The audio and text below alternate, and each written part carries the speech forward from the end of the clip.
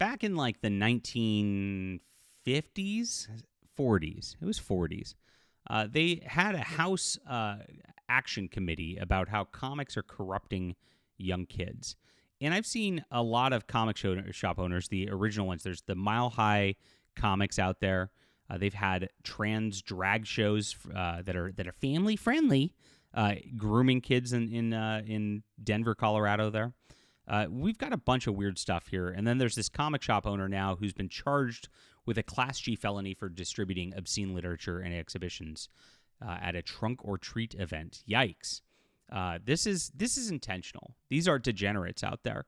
And that's what the mainstream comic industry is. This is what Heather Antos and her ilk in the Whisper Network are all about. You got to remember, she put out and did her first work that she actually did, not just editing, into a book called When I Was Young, which was all about adults grooming children into LGBTQ lifestyles. They were encouraging that, and they were pushing that with a transgender editor on that project. This is normal in these circles. This is why we fight the mainstream comic industry. This is what we've been about the entire time. This is why we've started this new movement to fight against this, which is always about Christ, conservatism, and comics. The 3 C's is our movement here. And I'm glad you've joined us. I'm glad you found us, because this is the real enemy. This is who we've needed to fight all along. This is the ones who ComicsGate refused to fight. This is what your boy Zack is refusing to fight. And we are trying to take this fight and make sure that people are aware of just how bad it is, because it looks like the seduction of the innocent was real. Now, I always looked at the Comics Code, and I know they were always fighting against the Comics Code in the 90s and 2000s. They're so edgy. Oh, they're so edgy. Yeah, we're gonna make some edgy content with Neil Gaiman. Yeah, we know how Neil Gaiman turned out too. And this is they just kept trying to get edgier and edgier and edgier, and it kept getting grosser and grosser and grosser when you looked at all this stuff. And it culminated, I mean, if you remember DC Comics, we're not that far off. Do you guys remember the DC Black Label is launching, and they're going to show Batman's peen? Yeah, they just did that, right? I mean, think about this. Batman is like a kid's cartoon. It was a kid's comic. Not anymore, suckers. The Joker's on you. And this is what they're doing in everything. I showed an Absolute Batman number 13 the other day. Just there were 3 full pages of just like weird graphic sex where it was mostly focused again on Bruce Wayne being naked, which is weird. Maybe that's what Scott Snyder's actually into. And it's a total degeneracy across the board here. And again, this is why our movement exists. This is what we need to fight. It's not just fighting. We do have to raise awareness, but we are making comics and producing them ourselves here, guys, which we've been doing for a long, long time. I've been one who actually delivers. And again, actually delivers on the real culture here. I've got a lot of books that are very much poignant for the culture war. I've got great books that are just lots of fun, too. And they're good for everybody. And so this is the JDA Comics Substack. And I like to innovate. I like to do different things. And I like to just give you stuff to read, because I want to cultivate readers, because the readers that they're trying to cultivate are through here. ComicsGate's not trying to cultivate readers at all. They just sell, variant covers like the mainstream industry, and then just shout at people in super chats and things like that for blood sports. But this is where real readers are at. And so Substack's a great place to be. It's a free speech platform. Of course, these guys got me banned from a lot of places. Ethan Van Sciver was trying to get me banned again yesterday on X. It was sick.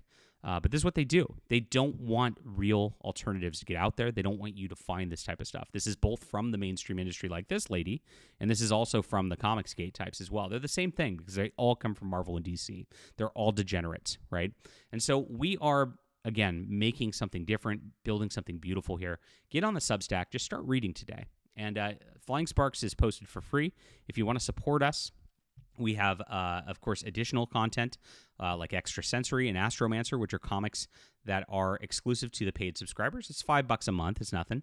And that way you can, support this channel like a Patreon or whatever. It helps me pay for some extra art, and I really appreciate it. Now, we've gotten over 1,000 people signing up on my Substack, and I appreciate you guys doing so. Let's build this even bigger. Let's get the word out there. Share this stuff out. Let the communities know. We have to make a real comic book movement again, because those guys all failed us. The influencers that got big for a purpose, guys. And a lot of it was because they weren't going to be actual threats to the mainstream industry back in the day. And the mainstream industry knew it. So it was easy to promote them. Meanwhile, they tried to silence people like us across the whole deal. So check this out. Again, I have an online store too. I just click the store button right here, and it's also in the description below. All of my books are available. I make it easy because it's, again, about reading. I don't want to just like make it so that it's, fear of you're never going to be able to get over mind again unless you get it in the next 24 hours. Like, I mean, that's stupid. I write novels, and the novel book communities never like that. Like it's all about the books. It's all about reading, right? And so this is where it's at. Again, this is what the mainstream industry doesn't want you to find. This is what's out there. Check it out, guys. We also have digital versions available to make it easy for you. But the first thing to do is sign up for the Substack, and I appreciate you being here. All right. So that's it. Let's get into what the mainstream industry and these mainstream people are doing today. Kathleen Lincoln, owner of Marvelous Issues comic shops in Sunset Beach, North Carolina, has been charged with a Class G felony for distributing obscene literature and exhibitions at a trunk-or-treat event. Now, this is the type of thing, by the way, that they go out there and they go, we're being censored. There's censorship and banned books. I actually confronted personally the owner of Oni Press in 2024 at New York Comic or at San Diego Comic Con about this, 2023. And I actually walked up, I filmed it, and I said, "Why do you think like putting sexually explicit material in front of children is appropriate? And why are you claiming it's banned? It's not banned. In fact, it's promoted more than anywhere else. That book, Genderqueer, is promoted more than anyone else, and it's got graphic depictions of sex in it. It does." And they throw it at children. They want it in children's classrooms. I got to wake you guys up. It's this bad. The comic industry is sick and evil. It really is. The guy would not answer the question. He said no comment. He walked away like he was like a congressional aide being asked about something like that. They know what they're doing is wrong. They know what they're doing is this type of stuff. And they'll scream censorship like it's some sort of thing. But who's really censored, right? Who actually, I'm banned on Kickstarter. I'm banned on Indiegogo. I'm banned on Patreon because I speak out against this type of stuff. They don't. They're not censored at all.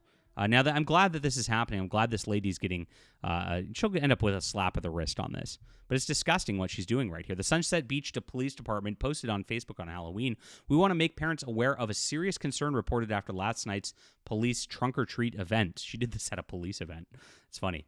It appears a registered participant not affiliated with the town of Sunset Beach distributed comic-style materials containing imagery that's clearly inappropriate for children.